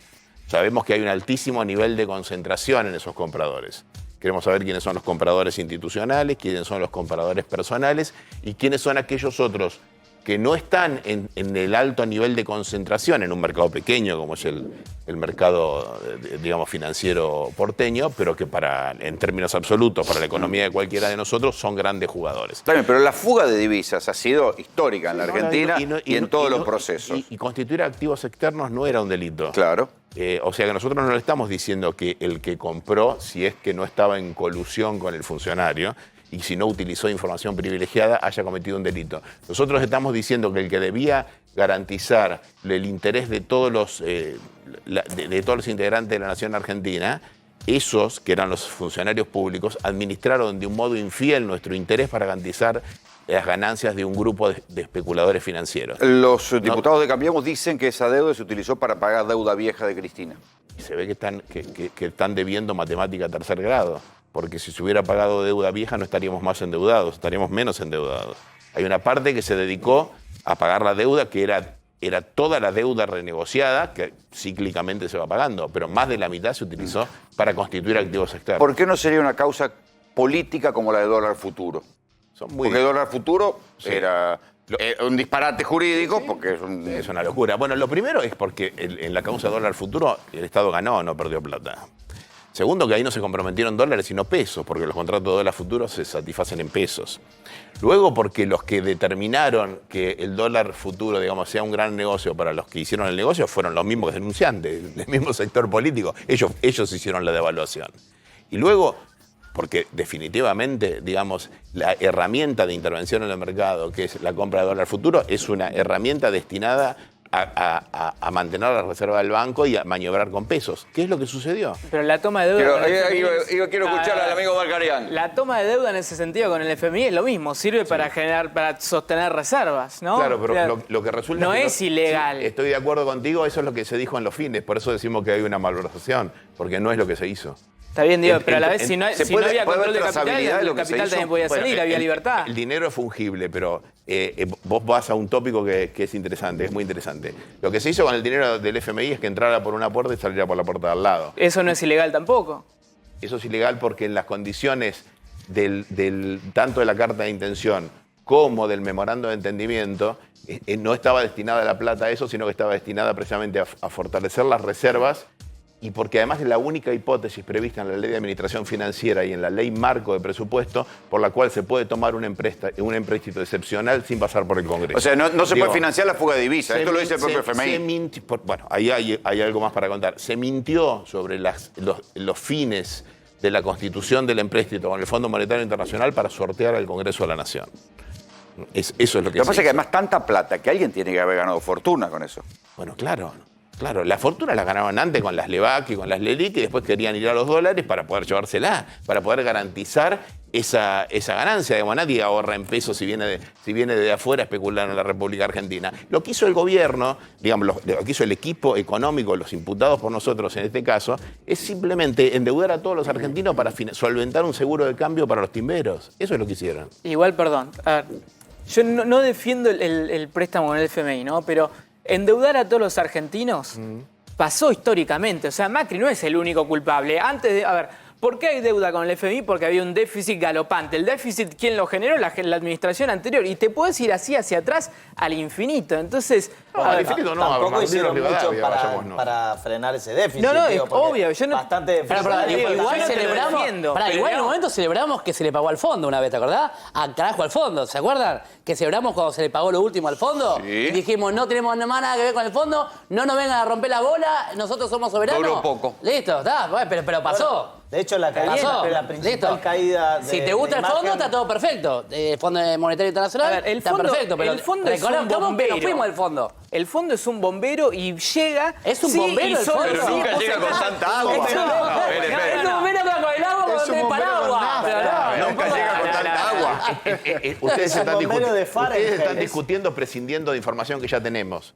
El señor Carón, en el Consejo de Relaciones Internacionales de Chile, ya resolvió lo que estamos discutiendo. ¿Para qué se le prestó al gobierno anterior? Para financiar la reelección. Se dijo claramente. Y recuerden también que hace unos pocos días hubo un reportaje al representante argentino anterior, no Sergio Chodos ahora, sino el que estuvo desde la época de Roberto Labaña hasta el gobierno de Mauricio Macri, primero representando a Argentina y después representando a Brasil. Me sale siempre Torres, pero no estoy seguro que eso sea el apellido. Torres. Creo que era Torres. Diciendo que tenía de buena fuente, de una alta fuente dentro del Fondo Monetario Internacional, que en las discusiones entre el staff y Duhovne, el staff le imponía o le quería imponer a la República Argentina algo muy sensato. De algún modo también lo reconoce Macri en lo que trascendió de lo que publicó Clarín sobre su libro, que era un control de cambio, cepo, si quieren llamarlo de este modo, para que no fuera la fuga. Precisamente la puerta de salida estuviera trancada, digamos, que la que entraba de acá fuera a lo que tenía que ir. Eso es exactamente lo que no sucedió. Y que exactamente el poder que tenía, digamos, la relación entre Trump y Macri y la decisión política del directorio, no del staff, de apostar todos a la pata del caballo de Cambiemos, que no les alcanzó, fue lo que generó que ahora tengamos nosotros el empréstito más grande de la historia del Fondo Monetario Internacional, que bancarlo nosotros. Está bien, habrá que pagarlo. Espere, porque nos tenemos que ir. Félix, gracias por venir. Gracias, Rolando, gracias a todos. Nos vamos a ir a la pausa. Cuando volvamos les voy a contar con tristeza cómo en Rosario están festejando los policías corruptos porque acaban de echar al ministro de Seguridad. El viernes pasado les conté lo que estaba pasando en la provincia de Santa Fe. Les conté cómo había al menos 2 investigaciones que por primera vez conectaban los engranajes de la policía con los narcos, pero también con la política.